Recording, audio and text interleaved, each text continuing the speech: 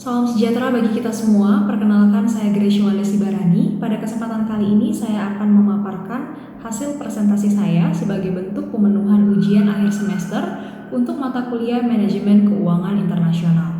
Adapun topik pembahasan pada kesempatan kali ini, yang pertama ialah materi Manajemen Keuangan Internasional, lalu yang kedua manfaat yang diperoleh dari pembahasan tersebut, lalu yang ketiga argumen munculnya multinational company atau MNC, yang keempat proses ekspansi bisnis ke mancanegara, yang kelima kondisi kurs saat sistem mata uang mengambang terkendali, lalu yang keenam alasan pentingnya neraca pembayaran suatu negara.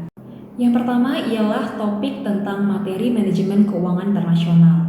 Adapun subtopik pembahasannya, yang pertama ialah peranan manajemen keuangan internasional bagi perusahaan multinasional, yang kedua kontribusi perusahaan multinasional terhadap perekonomian Indonesia, yang ketiga analisis kemungkinan penyatuan mata uang ASEAN, yang keempat konsekuensi pemberlakuan sistem kurs mengambang bebas dari perusahaan Indonesia, yang kelima dampak posisi neraca pembayaran terhadap kurs mata uang asing, lalu yang keenam ialah penerapan metode translasi dalam penyusunan laporan keuangan MNC. Yang pertama ialah peranan manajemen keuangan internasional bagi perusahaan multinasional. Manajemen keuangan internasional dapat didefinisikan sebagai manajemen keuangan untuk perusahaan multinasional. Peranannya antara lain yang pertama, pengelolaan risiko valuta asing.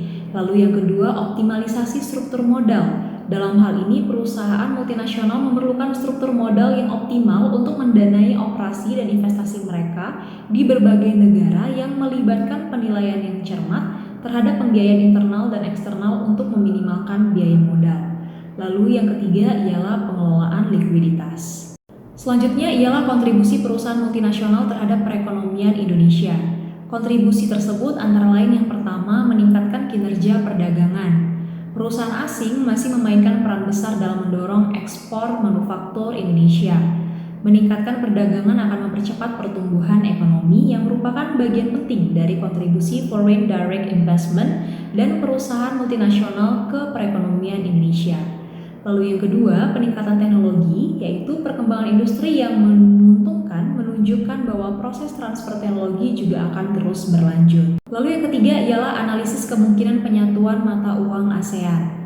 Asosiasi Negara-Negara Asia Tenggara ataupun ASEAN menjajaki kemungkinan penggunaan mata uang tunggal di Asia Tenggara.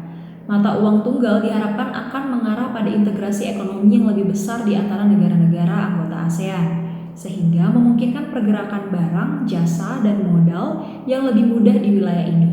Adapun keuntungan mata uang tunggal tersebut antara lain yang pertama, mata uang tunggal akan mengarah pada integrasi ekonomi yang lebih besar di antara negara-negara anggota ASEAN.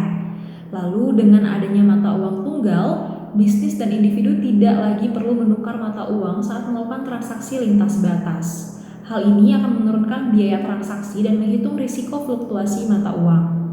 Lalu yang ketiga ialah integrasi ekonomi yang lebih besar dan biaya transaksi yang lebih rendah juga akan mengarah pada peningkatan perdagangan di antara negara-negara anggota ASEAN termasuk Indonesia. Selanjutnya ialah konsekuensi pemberlakuan sistem kurs mengambang bebas bagi perusahaan Indonesia. Kurs mengambang adalah salah satu nilai tukar yang digunakan untuk menentukan harga mata uang suatu negara. Kurs mengambang ini terdiri dari kurs mengambang terkendali dan kurs mengambang bebas. Dalam sistem kurs mengambang bebas atau free floating exchange rate, tidak memerlukan adanya cadangan devisa karena penetapan dari sistem kurs tidak dipengaruhi oleh otoritas moneter. Negara Indonesia menganut sistem kurs mengambang bebas yang memiliki tujuan menjaga kestabilan nilai tukar dari mata uang Indonesia, yaitu rupiah terhadap mata uang negara lainnya. Selain itu, juga demi menjaga kestabilan nilai rupiah terhadap harga barang dan jasa yang dapat menyebabkan timbulnya inflasi. Keunggulan lainnya ialah cadangan dari devisa negara yang aman karena tidak memerlukan otoritas dari moneter itu sendiri dalam sistem penetapan kurs. Selanjutnya ialah dampak posisi neraca pembayaran terhadap kurs tukar mata uang. Nilai tukar atau kurs merupakan nilai tukar uang yang digunakan sebagai alat tukar luar negeri. Hubungan antara neraca pembayaran dengan nilai tukar adalah neraca pembayaran berkaitan dengan transaksi luar negeri, yaitu ekspor dan impor baik barang maupun jasa. Kondisi neraca pembayaran berpengaruh terhadap nilai kurs suatu negara. Jika neraca pembayaran defisit, maka kurs valuta asing mengalami kenaikan dan kurs rupiah mengalami penurunan. Namun apabila surplus, maka kurs valuta asing mengalami penurunan dan kurs rupiah mengalami kenaikan. Selanjutnya ialah penerapan metode translasi dalam penyusunan laporan keuangan MNC. Metode translasi adalah metode yang digunakan untuk menjabarkan laporan keuangan dari mata uang fungsional ke mata uang asing. Metode ini penting untuk menyusun laporan keuangan konsolidasi, terutama ketika entitas memiliki anak perusahaan atau cabang di luar negeri. Kemudian, metode translasi yang umum digunakan adalah yang pertama, metode kurs saat ini. Metode ini dianggap paling sesuai karena mencerminkan perubahan nilai aset dan liabilitas sebagai akibat dari fluktuasi kurs. Yang kedua, metode kurs historis. Metode ini lebih konservatif dan dianggap lebih sesuai untuk perusahaan yang beroperasi di negara dengan inflasi tinggi. Lalu yang ketiga adalah metode kurs rata-rata, yaitu digunakan untuk mentranslasikan pendapatan dan beban dengan kurs rata-rata selama periode pelaporan. Topik yang kedua ialah manfaat yang diperoleh dari pembahasan tersebut. Berdasarkan pembahasan yang telah dilakukan, mahasiswi dapat mempelajari tentang urgensi manajemen keuangan internasional dalam dunia perekonomian. Kontribusi nyata atas hal tersebut dapat dirasakan secara langsung di negara Indonesia, khususnya dalam peningkatan penggunaan teknologi.